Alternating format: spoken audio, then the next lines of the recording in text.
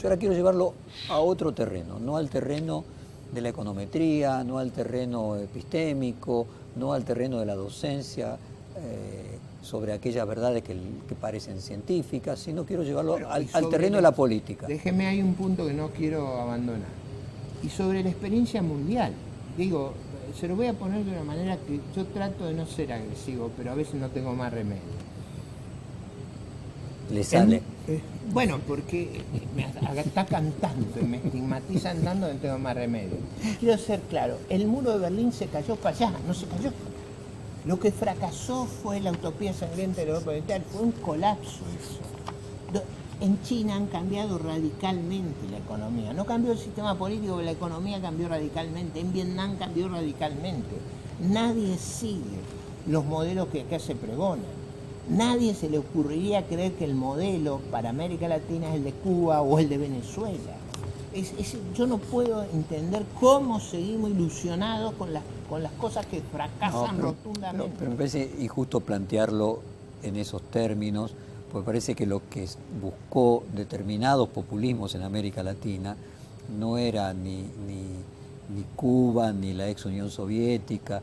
Digo, no se podría decir que Lula haya tenido una política. Yo no usé el caso de Lula. Digo, creo que ahí hubo otros colocar problemas. la Argentina como Venezuela también es una exageración retórica, porque podría ser Brasil, no Venezuela. A ver, vamos a ponerlo en estos términos. ¿Cuál era el modelo, el arquetipo? ¿A quién se elogiaba? ¿A quién se seguía? ¿A quién se ponía como ejemplo? Usted no se acordará, pero yo me acuerdo muy bien, en el 2005, 2006, 2007, 2008, yo fui a miles de reportajes donde se me ponía como ejemplo lo que estaba pasando en el socialismo del siglo XXI en Venezuela. Yo en todos lados, hoy nadie lo recuerda, decía, eso va a terminar en un terrible colapso. No, está bien, pero y plantear que es o Venezuela. Es verdad que los límites que había en la Argentina eran más poderosos, es decir, el sistema judicial argentino tuvo mucha más resiliencia, capacidad de soportar y mantener la autonomía. La prensa libre tuvo una capacidad de resistencia y combate muy grande. Es probable que nuestra sociedad demostró en las calles una resistencia a ese modelo, pero que la orientación era similar y que la búsqueda de un régimen hegemónico estaba ahí presente. Digo, usted no se acuerda de la expresión "vamos por todo". No es que la dijo Ricardo López Murphy, vamos por todo. ¿Qué era todo? A la que exprese "vamos por todo" y que eso uno pueda traducirlo a que la Argentina se iba a convertir en Venezuela, me parece una exageración. Creo que hay un punto intermedio, podría haber sido Brasil. O sea, el planteo del kirchnerismo no era hacer una economía que no fuera mercado. Usted podría, déjeme dar otro ejemplo, a lo mejor hacer lo que es la Rusia de Putin. Por ejemplo. Yo estoy enfrentado a eso, aunque hubieran sido la Madre Teresa. Muy bien, uno puede decir, no quiero la Rusia de Putin, claro, sistema, pero no es Venezuela, quiero decir. Si usted quiere la Hungría de Orbán, ¿sí? No es ese tipo de sistema el que yo creo es el mejor para los derechos civiles, humanos, para las libertades, para la prosperidad. Entonces, creo que el riesgo de una solución más tropical estaba disponible. Creo que en Brasil hubo otras patologías. Que la Argentina no es tropical. En Brasil hubo otras patologías, como usted lo ve, esa idea de usar a las grandes empresas brasileñas como canales del poder brasileño, que terminó en una catástrofe. Pero ese modelo o el modelo ruso es más adecuado a la idiosincrasia de un país como la Argentina. Plantearlo de Venezuela me parece que, o lo de Cuba, me parece que le coloca un tono. Que producían por muchos de sus practicantes elogios. Y yo creo que tener un elogio sobre lo que no funciona, digo, ¿dónde está nuestra discusión? Que tiene que ver con el espíritu docente, porque yo no lo dejo escapar de eso, por una razón muy simple, porque eso me impide una discusión racional, o sea, me impide que no reconoce el problema. Usted me dice no, y yo le acepto, quizás Cuba, quizás Venezuela no, quizás la Rusia de Putin, bueno, la orientación, la idea de la hegemonía del Estado, quizá no puedan llegar a la catástrofe que son esos regímenes. Argentina es un país mucho más rico que Venezuela. Eso no estoy seguro. Eso no estoy seguro. monorrecurso. Mire, Venezuela es muy rica en recursos naturales. Ellos tienen 300.000 millones de barriles de petróleo descubiertos, o sea, son 10.000 barriles per cápita. Tienen reserva de hierro, de bauxita, tienen unas praderas muy feraces. Ahora, si usted pone ese sistema organizativo, ese sistema de romper los precios, ese sistema de aislarse del mundo, ese sistema de racionar todo, usted a un país riquísimo lo puede llevar a ser un país africano pobre. Y eso es lo que yo no lo quiero dejar escapar. Rico relativamente, pero Argentina tiene el 8º territorio del planeta, o sea, está en otra dimensión. Pero bueno, yo lo que siento es que si uno coloca en extremo los análisis, a lo mejor hace que personas que no... Concedido. Claro. Déjeme que por las razones pedagógicas yo a veces lleve el caso al polo. Claro. No al extremo, a buscar en el caso polar y a desafiar el caso polar, porque el caso polar es el que me facilita desarmar la narrativa del adversario. No se olvide que acá estamos compitiendo en las narrativas. Ahí vamos. Y quería entrar en el terreno, le decía, de la política y no de la economía. ¿No será que Macri, yo escucho a algunos empresarios importantes que se quejan de Macri porque dicen que es futbolero y que entonces quiere el aplauso de la tribuna y de la popular, usan ese término, y por lo tanto no hace lo que habría que hacer o lo que habría que haber hecho, que es parecido a lo que usted acaba de mencionar en la parte económica de este reportaje? Pero eso mismo, ¿no será lo que hace que Macri pueda ganar las elecciones y finalmente, aunque sea tener el plafón político a lo largo de determinado plazo, lo pueda terminar haciendo aunque sea mal, mientras que de la otra manera sería imposible? Bueno, ojalá sea cierto. Ojalá sea cierto y ojalá estemos equivocados. Mire, nadie disfrutaría más que yo si el gobierno es exitoso y mis hipótesis son equivocadas. Yo estaría muy contento porque yo deseo lo mejor para mi país, para mi gente y ojalá esa capacidad de sobreponerse a los obstáculos sea tan positiva y benigna que nos traiga esa posibilidad. Ojalá, ojalá esté equivocado. Simplemente yo esbozo la alternativa mirando la experiencia de lo que ocurrió en otros países, pero ojalá eso salga bien. Además, yo creo que por ejemplo, fíjese, una de las grandes ventajas que tenía el presidente Reagan era su capacidad de explicar y de buscar ejemplos sencillos y de generar, si usted quiere, utopías que fueran factibles y que es una contradicción, pero digo, visiones que fueran verosímiles, que generaban ese enorme entusiasmo.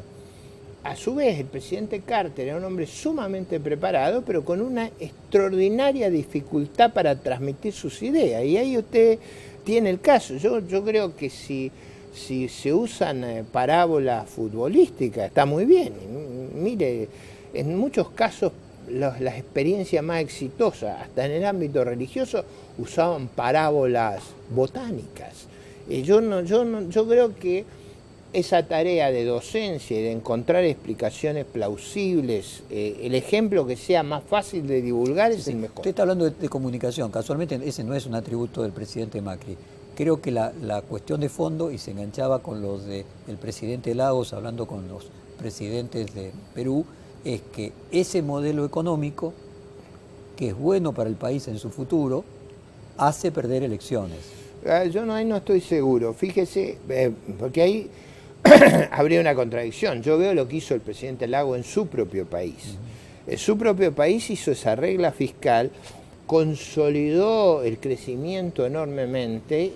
Ahora, pero en Perú es cierto que yo le hago una concesión. Lagos ha querido ser candidato de nuevo y no ha podido. Y yo creo que él tuvo una presidencia excepcional y debería haber podido al menos ser candidato. Algo de lo que usted dice y algo de ese fenómeno en las democracias representativas, cuando usted mira las encuestas sobre las democracias representativas, hay a nivel mundial una gran queja, o sea, hay un gran disgusto con las democracias representativas, una gran insatisfacción, que es explicable por fracasos, por liderazgo, por malos ejemplos. Yo entiendo. No solo por eso, porque desde la caída del muro de Berlín, la distribución de la renta ha empeorado. Sí, pero eso no es atribuible al sistema representativo. No, obviamente la gente asocia Bueno, asocia pero hay el capitalismo. cuidado porque ahí hay, déjeme cuidado con eso, porque ahí hay dimensiones que a veces son complejas y no es tan sencillo. La distribución de la renta a nivel mundial ha mejorado enormemente, a nivel mundial. A nivel mundial, sí. Ahora, dentro de cada país no. Bueno, exactamente, pero eso... Si la gente vota, no bueno, hay una está votación bien, mundial. pero eso se asocia, creo yo, mucho a la naturaleza del cambio tecnológico que tuvimos. Nosotros hemos experimentado los últimos 30 años un cambio tecnológico que es muy ahorrador de mano de obra no entrenada, no calificada. Y lógicamente ese cambio tecnológico ha aumentado la demanda por los que tienen atributos y ha bajado la demanda por los que no tienen. Fíjese que tampoco es un problema de distribución hacia los propietarios del capital, lo que es, porque la tasa de interés es seguramente para usted y para mí la más baja que vimos en nuestra existencia. Es decir, el capital está remunerado de una manera muy baja.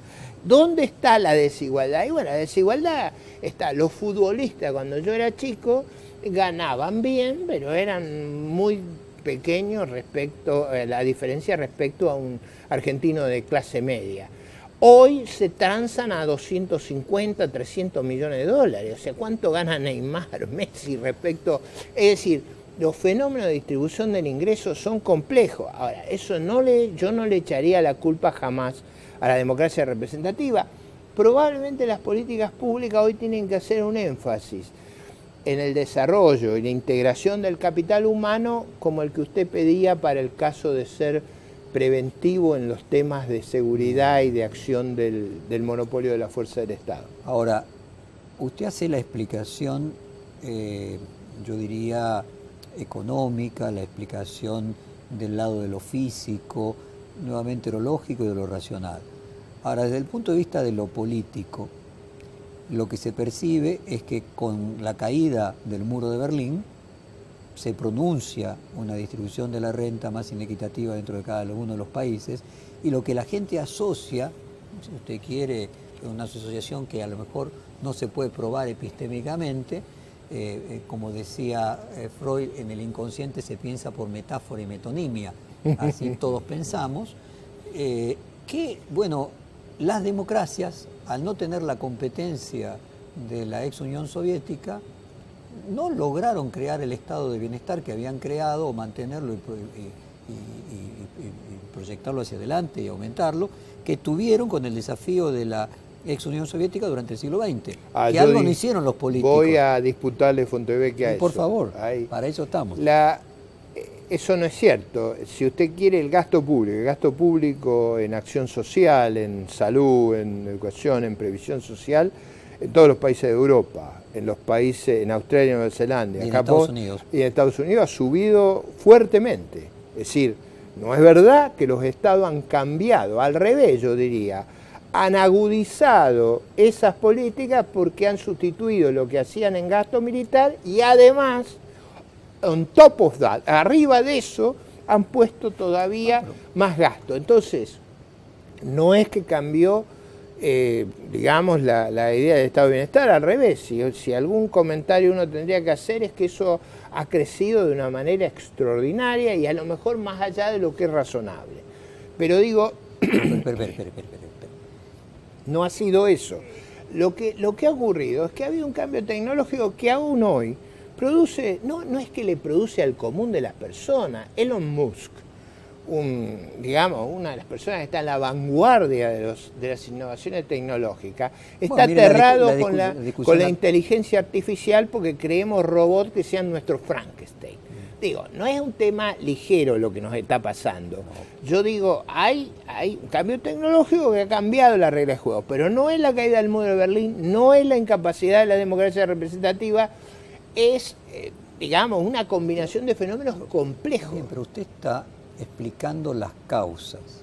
Y creo que la sociedad, el malestar de la sociedad que se expresa en todas las democracias representativas, dice, estos representantes que yo tengo, que son los políticos, son los poderes fácticos, es el sistema, finalmente es la Matrix, no le encuentra la vuelta para que finalmente mis condiciones de vida, las de mis hijos, sean mejores.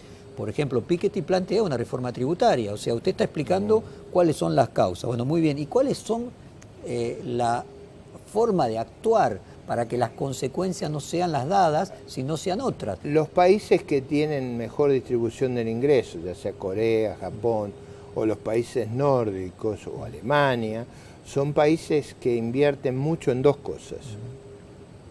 En capital humano, es decir, desde la nutrición, desde el útero hasta los 2 años, y en la educación, e invierten en el training, en hacer el retraining, Sí, la educación a lo largo de toda la vida. Sí, pero en reconvertir a la mano de obra y readaptarla permanentemente a los descubrimientos. Creo que Alemania invierte 20 veces más por habitante que los Estados Unidos en reentrenar la gente. Y me parece que ese desafío, esas sociedades que son más igualitarias, las tendríamos que ver desde esa perspectiva.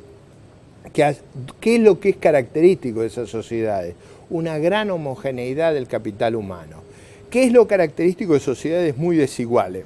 Una gran heterogeneidad del capital humano. Entonces, a mí me parece que lo que hay que hacer es hacer un esfuerzo enorme, de largo plazo, en abatir esa brecha y facilitar el retraining, no pretender preservar lo que hacíamos antes. Hay gente en la Argentina que quiere que siguiéramos en diligencia, porque la diligencia empleaba más que el ferrocarril y el ferrocarril empleaba más que el avión. No es racional eso. No estoy diciendo eso, estoy tratando de explicar por qué las sociedades critican a sus políticos de que no han sabido encontrar las formas para compensar, equilibrar lo que la tecnología produce. Evidentemente es correcto lo que usted plantea. La discusión del hombre común en Europa o Estados Unidos es, bueno, muy bien, pero usted político tiene que solucionarme el problema. Déjeme darle una nota. Yo tengo que tener un optimismo visceral. Sí. Creo que eso viene del liberalismo, esa idea que somos positivismo. Y que somos siempre una fuerza de frontera, donde para nosotros el cambio tecnológico siempre es una buena novedad y el mundo del futuro va a ser mejor que el pasado. Perdóneme, yo comparto esa actitud positivista. En esa no podría ser periodista. En esa visión, yo digo, bueno, mire, ganó Macron, no ganó Le Pen. En Holanda ganaron los liberales, no ganaba el energúmeno que quería perseguir a todos los de piel diferente o de religión diferente. Yo confío que la coalición de Merkel y los liberales en Alemania ganen las elecciones. Eso mismo ha pasado en Italia. Yo tengo una visión que en general esa racionalidad, y en el caso de Francia fue muy decisiva para el futuro de la victoria de Macron, y me parece un ejemplo para mirar con cuidado. Usted sabe que Macron hoy está usando todo su capital político para hacer las reformas. Todo el mundo le dice, ¿por qué no dejar el statu quo? Él dice, no, si ahora es la oportunidad para hacer las reformas que le permitan a Francia mirar exitosamente al futuro.